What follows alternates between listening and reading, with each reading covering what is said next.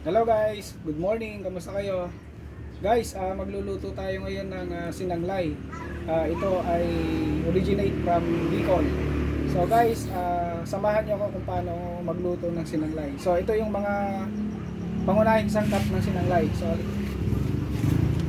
So una, ito yung tilapia, siyempre. Isunod yung gata ng niyog. Ayan. Tapos asin, tapos may paminta. And then may kamatis. Ito yung luya, yung sibuyas. So yung bawang. So chinap ko na ito ng pino. And then petsay.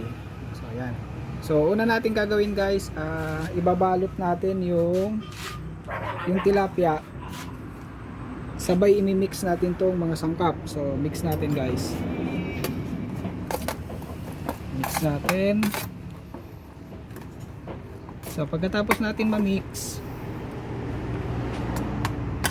ipapasok natin yan dito sa may tilapia sa tiyan. So yan. Pagkatapos natin lagyan, kukuha tayo ng dahon ng petsay. So yan, lagyan natin dito. Balot natin siya guys.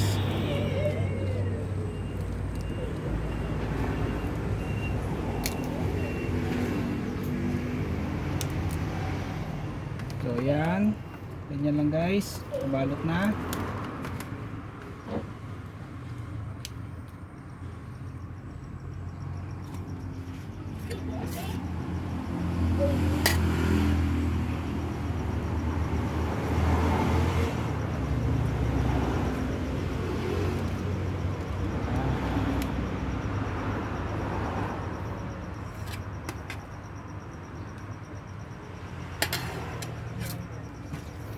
So mas maganda guys pag malalaki yung petsay, mababalot nyo ng husto yung tilapia. Okay.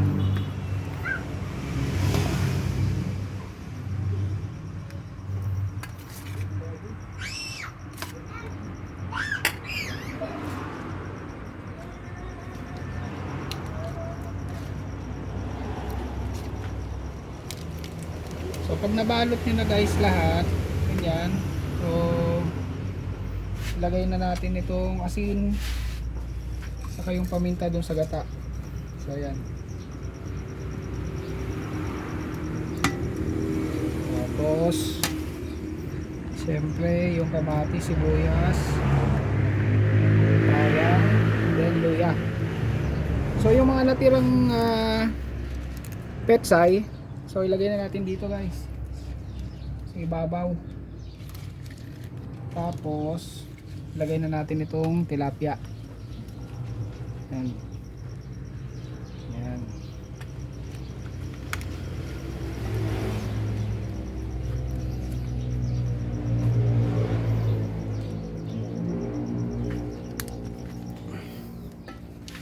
Yan.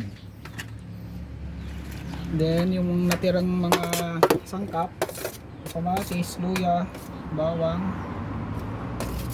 sibuyas, ilagay na natin yan dito sa ibabaw guys.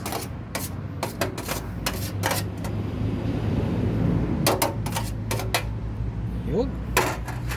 Tapos ilagay pa natin itong petsay sa ibabaw, so para makover yung tilapia.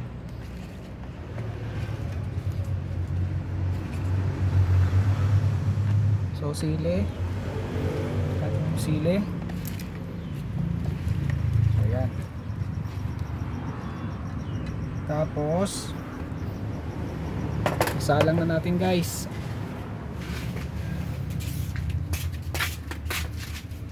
So ang apoy natin guys, medium heat lang. So mahina lang yung apoy nya. Ayan, ganyan guys. Ayan. So takpan na natin guys.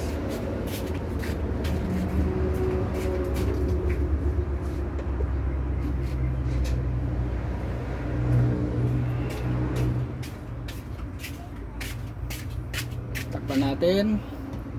So hintayin natin mga 10 minutes guys. Okay na yan. So guys, meron na pala akong naluto kanina. So ito yung naging resulta. Tikman natin kung masarap. So di kayo.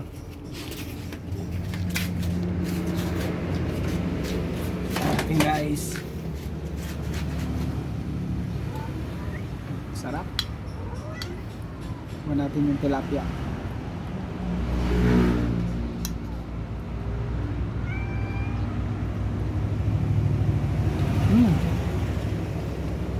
Malambot siya, tapos lasang-lasa yung gata.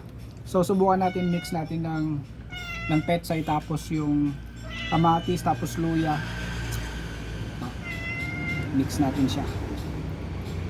Petsay, luya, tapos kamatis. Yan. May tinik. So yung gata. Ito guys, oh.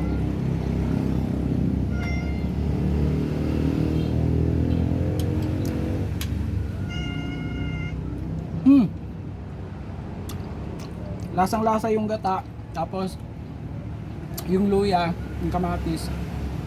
Sarap siya guys. Panalo to sa kanin. So guys, bye.